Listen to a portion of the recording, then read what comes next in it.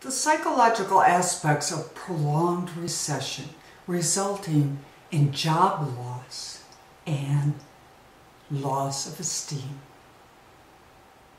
As a psychologist, I'm concerned about the current number of workers dropping out of the workforce, giving up looking for work, becoming discouraged and failing to seek training to obtain the skills for a job that will provide them with a future.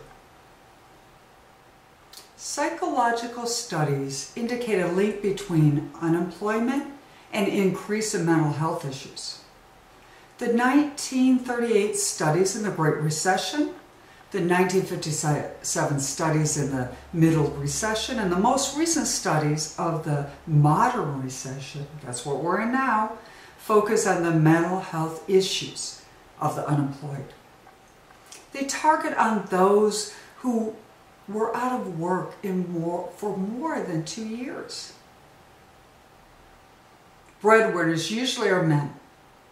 Were torn from their traditional roles as providers, while other family members were forced into non-traditional roles to provide income for the family to survive.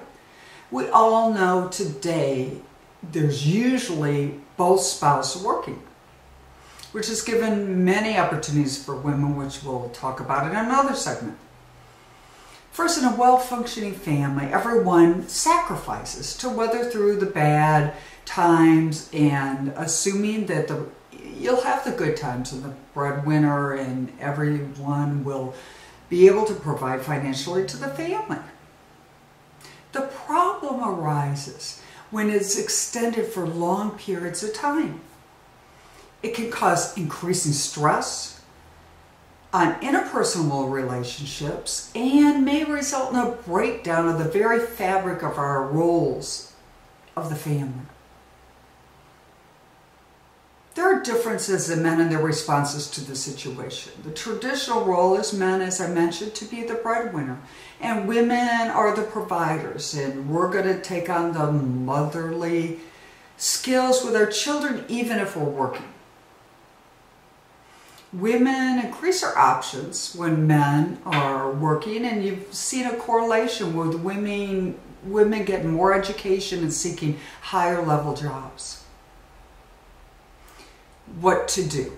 Anyone out of work for extended periods of time is susceptible to bouts of mild to severe depression.